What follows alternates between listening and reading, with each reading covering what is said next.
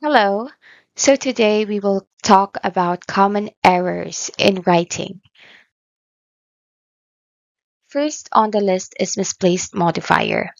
Pag sinabing modifier, siya yung nagdi-describe or nagmo-modify sa isang noun.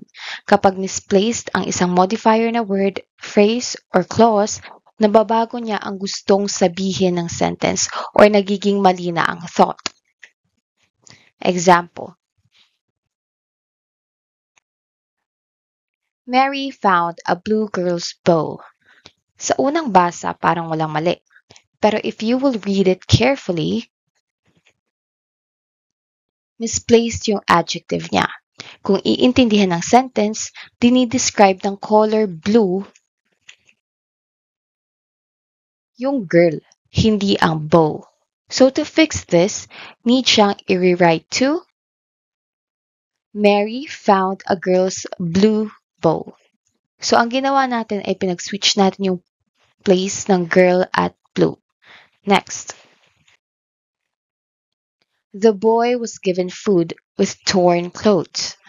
Dito, maririnig mo na talaga na parang may mali. Kasi kung iintindihin mo, yung bata raw binigyan ng pagkain with torn clothes, punit-punit na damit. So yung mali dito ay yung misplaced phrase na torn clothes. So kung iintindihin nga natin, we'll see na yung torn clothes ay gustong i-describe kung ano yung bata. So we will rewrite it as the boy with torn clothes was given food. So inuna natin yung magde-describe sa boy. So another common error in writing is dangling modifier. So dangling modifier is a group of words or words lang na walang subject na imo-modify or i-describe. Here's an example. Having been baked the night before, Matilda could bring the cookies to school. Yung dangling modifier dito ay having been baked the night before. So para maayos ito, kailangan nating hanapin or gumawa ng subject.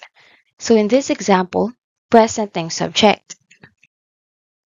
which is yung cookies. Yung cookies yung pinag-uusapan. Ito yung binake last night. Ito rin ang dadalhin sa school. Second, we should bring it closer to the subject. In this case, malapit na siya. Need lang na i-insert siya at ayusin yung phrasing niya. Dapat had na siya. Dapat past tense. So let's read it. Had been baked the night before, Matilda could bring the cookies to school. Now, parang may kulang. So to insert the subject, need natin maglagay ng conjunction para mabigyan ng rason kung bakit na-insert itong phrase na ito at para rin ma-insert yung subject. So magiging ganito na siya. Since the cookies had been baked the night before, Matilda could now bring them to school. Since yung conjunction na ginamit para ma-insert ang cookies and to support the phrase. So let's learn another common error in writing. Squinting modifier. This type of modifier is close to the one na imo-modify niya. Pero close rin siya sa isang word na pwede niyang ma-modify. Dahilan na pwedeng mabago yung sentence niya. Example. What you see often, you will believe. So, yung modifier dito ay yung often. Kung babasahin yung sentence, parang walang mali. Pero kung babasahin mo siya ng paulit-ulit, parang meron ngang mali. Kasi yung word na often, minomodify niya yung word na see. So, kung iintindihan siya, ang ibig sabihin niya ay makikita minsan. Diba? See often. Makikita minsan.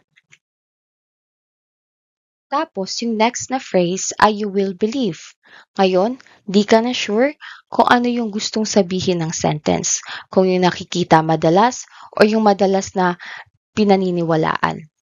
So, nagiging ambiguous siya. Hindi klaro kung ano yung gustong iparating. Now, let's fix it by moving yung position ng often. So, ganito na siya. Let's read it. You will believe what you often see. Hiniwalay natin yung believe kasi nga nakakagulo siya. Linagay natin sa unahan para ma-modify ng word na often or madalas in Filipino yung laging nakikita. Ngayon mas klaro na yung gustong iparating ng sentence, di ba? So let's learn another common error in writing. Run-on sentence. Pag sinabing run-on sentence, ito yung pinagsama na dalawang independent clause improperly. Example, the crowd shouted boisterously, I knew we won the game. So yung first clause, independent siya. Same goes after ng comma. So anong problema? Mali yung punctuation mark na ginamit. Tapos, pwede rin nating sabihin na walang conjunction after ng comma. Now let's fix it by changing the punctuation mark first. From comma to semicolon. Remember na related sila pareho, kaya pwedeng gamitin ang semicolon. Next option is to add a coordinating conjunction after the comma. Ngayon, yung ginamit nating subordinating conjunction na nakita kong babagay sa sentence ay so. Next example. The dance guru watched our performance. She said it was world class. So isang sentence na siya. Pero merong dalawang independent clause, kaya need natin siyang paghiwalayin by using semicolon or adding a comma and coordinating conjunction. So, paano muna natin nalaman na merong dalawang independent clause? Dahil nakita natin merong dalawang subject and verb sa isang sentence. So, yung first independent clause ay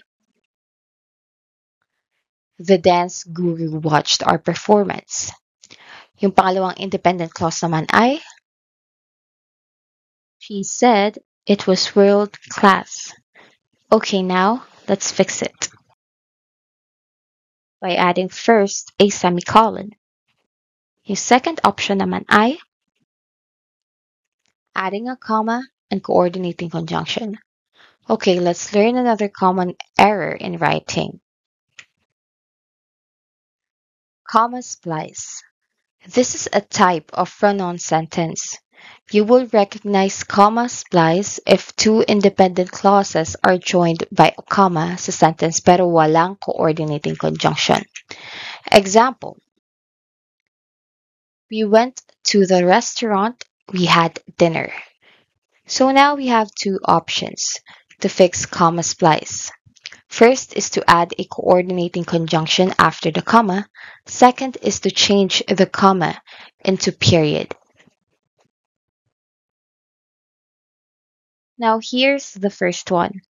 We went to the restaurant and we had dinner. So we added and as the coordinating conjunction. Second, we replace the comma into period and syempre kinapitalize din natin yung first letter so we. Okay, let's learn another common error in writing. Omitted commas. So this type of error occurs kung hindi present ang comma sa isang sentence na dapat ay present siya. Example, when it comes to eating, people differ in their taste. Dito, it sounds wrong na agad, diba? Nakaka-confuse yung sentence. So let's fix this by adding comma to sa part na will fix the confusion. Now it is added between eating and people. Clear na yung gustong i-convey ng sentence. Okay, now let's learn another common error in writing. Superfluous commas. Kung yung kanina walang comma, ito naman, nasobrahan na ng comma sa isang sentence. Example, field trips are required in several courses, such as botany and geology. Dito makalat yung commas. Merong strange pause. So to fix this, first is to never separate the subject to its verb. with a comma. Second, never separate the verb to its object with a comma. So, hanapin muna natin yung subject. So, yung subject here is field trips. Next, hanapin natin yung verb. Are. Then, let's look for the object. Yung object ay several courses. Now that we identified them, we can remove yung commas between subject, verb, and object. Now na natanggal na siya, i-observe kung necessary na tanggalin yung comma after the object. So in this case, di na siya dapat tanggalin dahil nagpo-provide siya ng unnecessary information. Okay, now, let's learn another common error in writing. Faulty coordination. This type of error occurs when yung second phrase or a clause of a sentence ay hindi sinusuportahan logically yung first clause. Example, the torn pants is at the tailor's, and it may take 3 days to be fixed. So dito, dapat ay hindi ine-emphasize as equal yung dalawa. Dapat merong less na ine-emphasize. So, sa sentence na binasa natin, we can fix it two ways. First, we will correct it with an adjective clause. Second, we will correct it with adverb clause. So here's the first one when it is fixed. The torn pants that is at the tailor's may take 3 days to be fixed. Now here's the second one when fixed. If the torn pants are at the tailor's, it may take 3 days to be fixed. Okay, let's learn another common error in writing. Faulty parallelism. Pag sinabing faulty parallelism, ibig sabihin nito ay yung list sa sentence ay hindi pare-parehas yung grammar structure. Diba kung nag-umpisa sa noun yung list, dapat magtatapos din siya sa noun. Same goes kung verb, adjective, object, and marami pang iba. So here's an example. The organization offers special test training to help job order employees move into professional careers like electronics, software development, welding technicians, and sales trainees. Since faulty parallelism yung topic, let's focus kung tungkol saan yung list at sa mismong list din.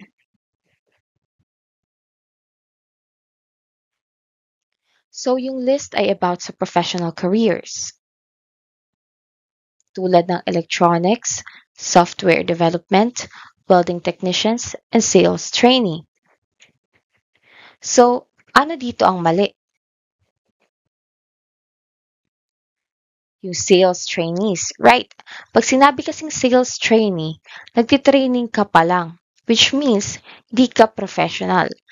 So we will fix that by changing it into sales.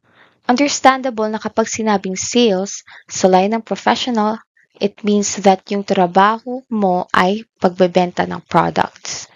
Okay, so let's learn another common error in writing. Redundancy. Pag sinabing redundancy, it means paulit-ulit na lang. Same meaning sa isang sentence. Example, the Philippines is leading in rice foreign imports. So, observe ano yung paulit-ulit dito. Now, okay, napansin nyo ba na pag sinabing imports, understandable na foreign ito, galing sa labas. So, ano sa tingin nyo ang mas magandang i-keep sa sentence?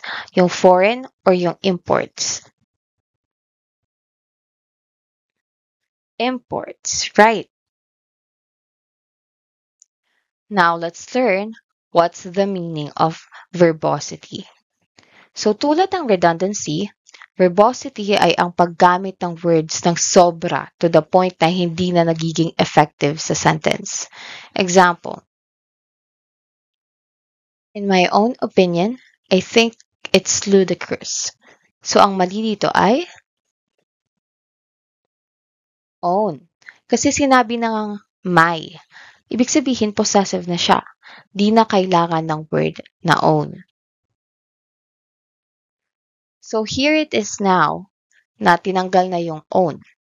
Okay, so let's learn another common error in writing. Incorrect capitalization. This type of error is present kapag maling letter yung nakakapitalize. Remember, yung common nouns, di na kailangan i-capitalize yung first letter ng word. While yung proper nouns like weekdays, holidays, months of the year, name, place, and so on, ay hindi nakakapitalize. Pati na yung possessive noun na I. Here's an example. This year, I will be going to London to study at university. My visa application still has to be accepted, but I have been told to expect it to arrive in January. So dito sa sentence, noticeable kung ano yung letters na dapat i-capitalize at hindi i-capitalize. So dun muna tayo sa first sentence.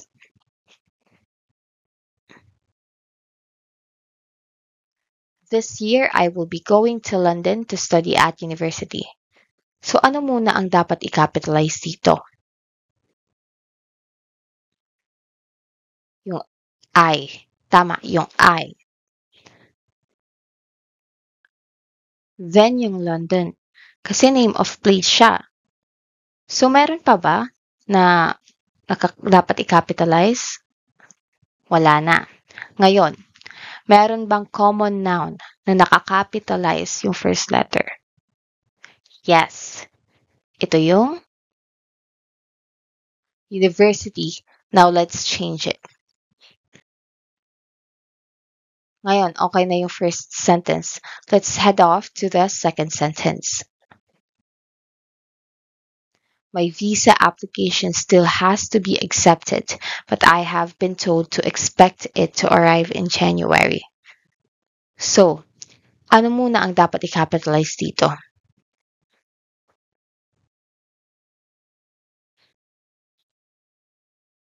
Yung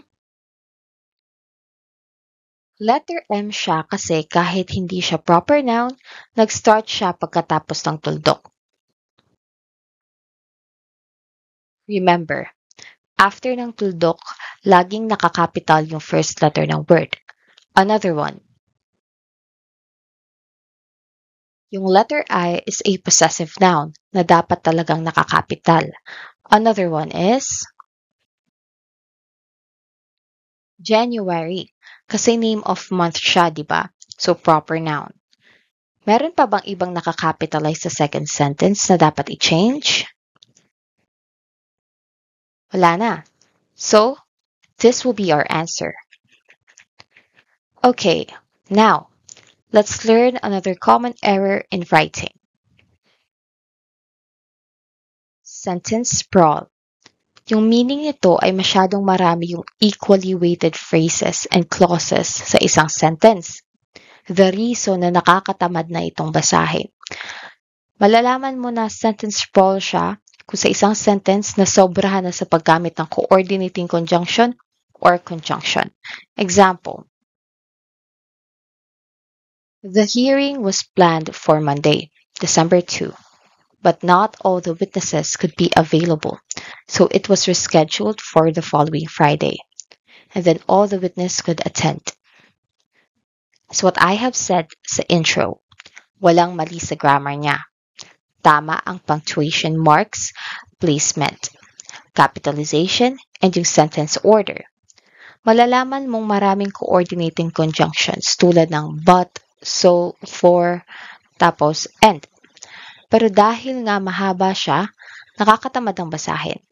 Now, let's make it more direct to the point by using a relative clause and by paraphrasing it. The hearing, which had been planned for Monday, December 2, was rescheduled for the following Friday so that all witnesses could be able to attend. Yung relative clause natin ay which. Tapos, yung coordinating conjunction natin na nag-start from 5, naging 3 na lang. Dahil nga, nag-paraphrase tayo to make it more concise. Okay, so now let's learn another common error in writing. Unclear pronoun reference. Pag sinabing unclear pronoun reference, yung pronoun like he, she, it, this, and so on ay hindi clear kung sino yung tinutukoy nila. Example, because Senator Martin is less interested in the environment than in economic development, he sometimes neglects it. So, dito klaro na ang tinutukoy ng he ay si Martin. Pero may isa pang pronoun dyan, yung it. So, ano yung tinutukoy ng neglects it? Ito ba? Or ito? So, dahil napapatanong ka kung alin sa dalawa, need nating i-rewrite yung sentence na mas klaro. So, ito yung clear version. Because of his interest in economic development, Senator Martin sometimes neglects the environment. Dahil mas interesado siya sa economic development, binigyan nating emphasize yun and ginamit natin yung pronoun na his sa umpisa. Then, naging clear kung sino yung tao dahil minention siya sa second clause. And yung pronoun na it, pinalitan natin siya by mentioning kung ano yung nineglect, which is yung environment. Next is incorrect pronoun case. So, familiar ba kayo sa personal pronouns? Ginagamit ito as subjects, object, or possessive. So, yung subject pronouns are I, we, you, he, she, it, they. Yung object pronouns naman ay me, us, you, him, her, it, them. Lastly, yung possessive pronouns, yung my, mine, your, yours, his, hers, its, their. Nagiging incorrect pronoun case lang siya kapag nagamit natin yung pronoun sa sentence na mali. Example, Castro's communist principles inevitably led to an ideological conflict between he and President Kennedy. Yung he, siya yung subject pronoun. Kasi 'di ba, he is subject pronoun. Ang tanong, tama bang subject pronoun dapat ang gamitin? Hindi. Dahil meron na tayong subject which is si Castro. So, dapat object yung gagamitin nating pronoun case base sa sentence. Okay? Let us change he to an object. Now, we replaced it. Tama ba yung sentence natin? Tama. Okay, so let's learn another common error in writing. Apostrophe errors. So, ano muna ang gamit ng apostrophe? First is to indicate possession for nouns like Jim's hat, known as hat. Singular siya, pero hindi dapat gamitin ang apostrophe sa personal pronouns like it's, your, their, and whose. Second, apostrophe also indicates omissions and contractions like it's. Diba yung it's, it is equal to it is. So, nagkakaroon lang ng error kung mali ang pagkakagamit nito. Example, in the current conflict, it's uncertain whose borders they're contesting. So, dito, i-observe natin kung tama bang ating pagkakaintindi. Sa current conflict daw,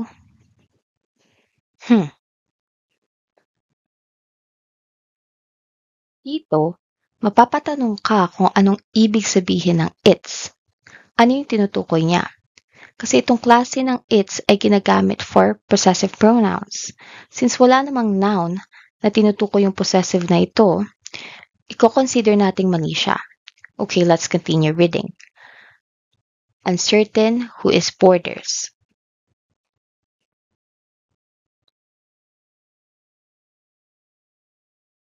Since may contraction dito, ang basa dyan ay who is. Pero mukha bang tama na after ng who is ay plural? Mali. So, i-consider nating mali siya.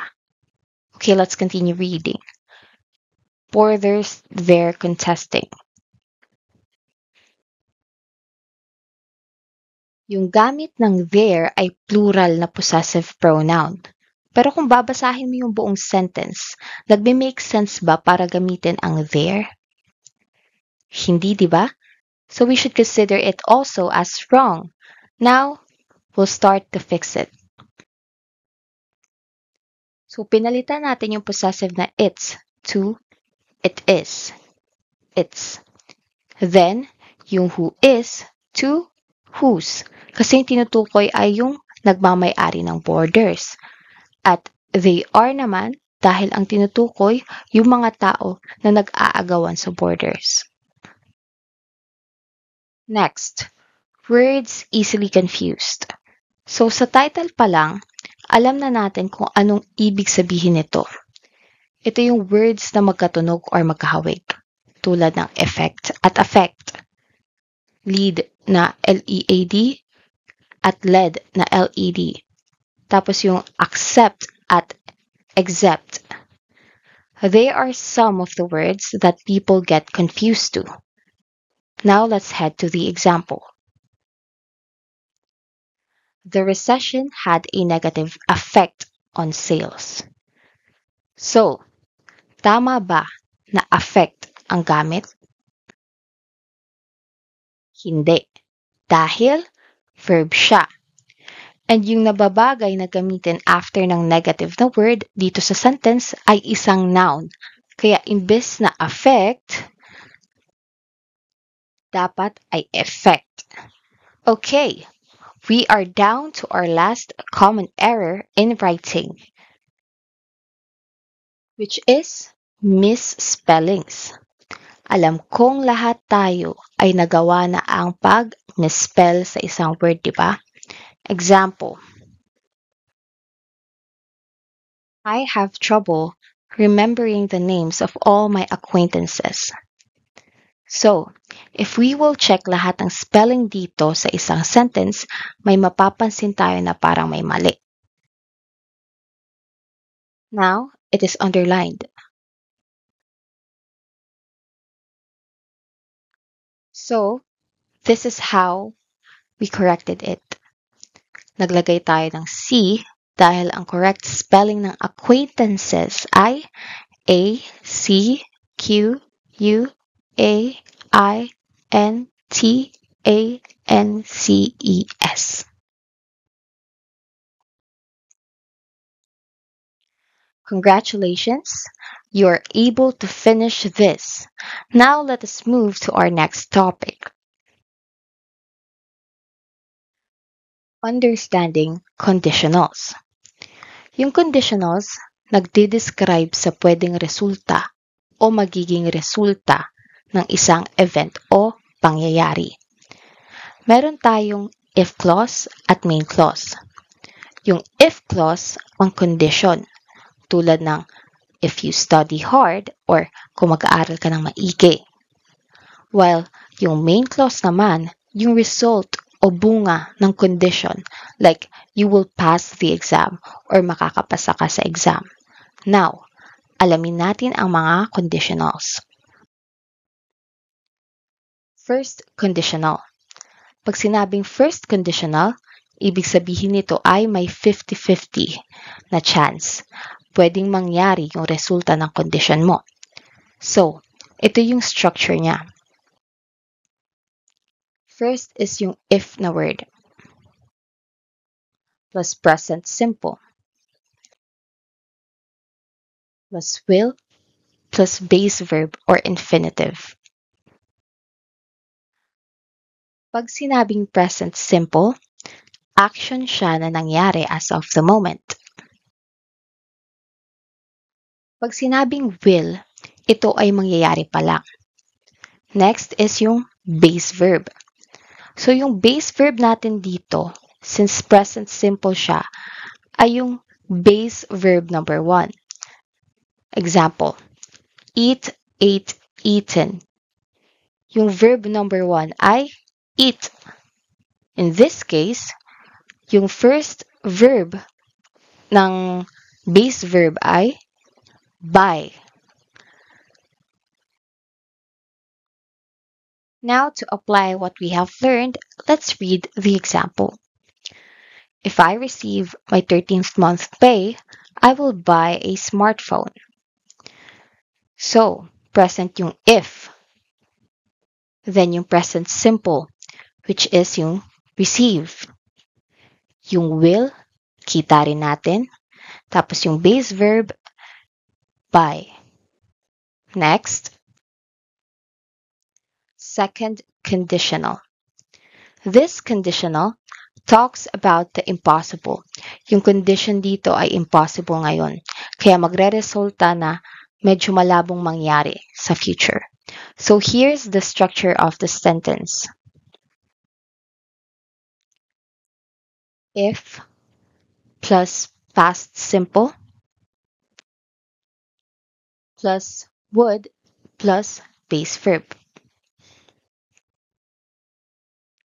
Pag sinabing past simple, action siya na nangyari na sa past or dati.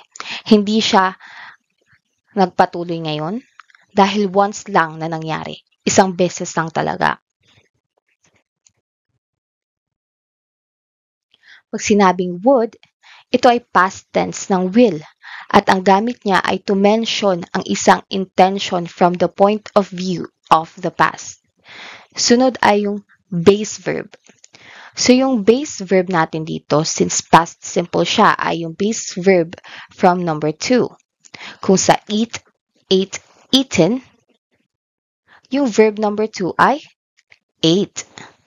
In this case, yung second base from buy ay buy pa rin.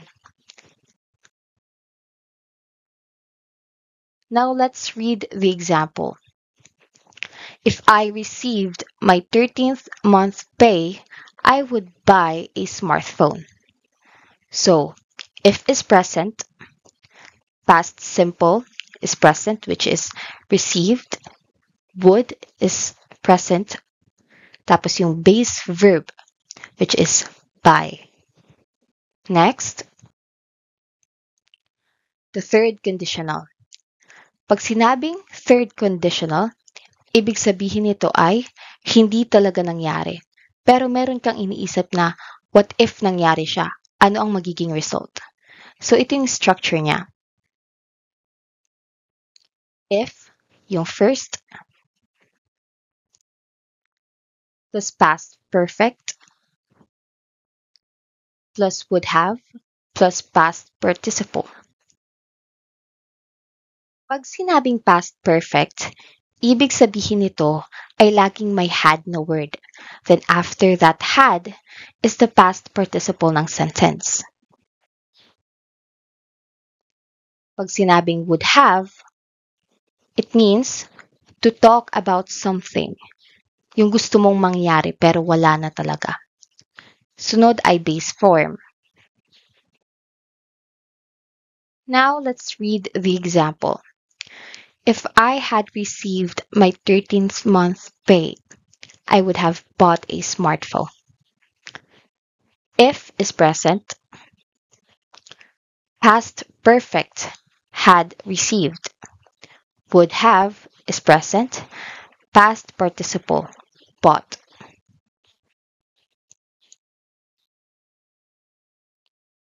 Now we are here to zero conditional.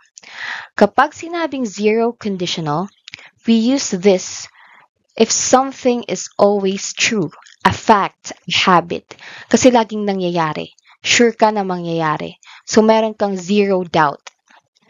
So here's the structure of the sentence. First is if plus present simple plus present simple. Yung pinagkaiba nila ng conditional type 1, first, is meron yung will. Dito ay wala. Kasi sure na talaga. Since dalawa yung present simple, isang tackle na lang gagawin natin. Pag sinabing present simple, nangyayari talaga siya ngayon. Now let's read the example to further understand this. If water freezes, it becomes ice.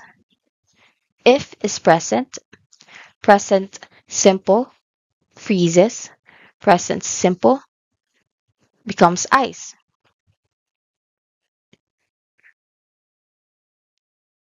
So, that would be all for today. Thank you for listening. I hope to see you soon on our next class. Bye bye.